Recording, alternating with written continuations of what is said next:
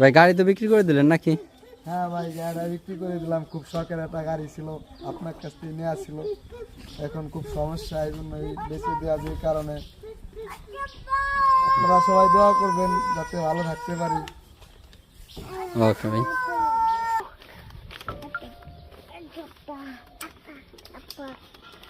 কিছুক্ষণের ভিতরে কাগজ আমার কাছ থেকে নিয়ে টাকাটাই দেবে, টাকাটার খুব দরকার, যে কারণে বেঁচে ফেলানো শখের গাড়িটা।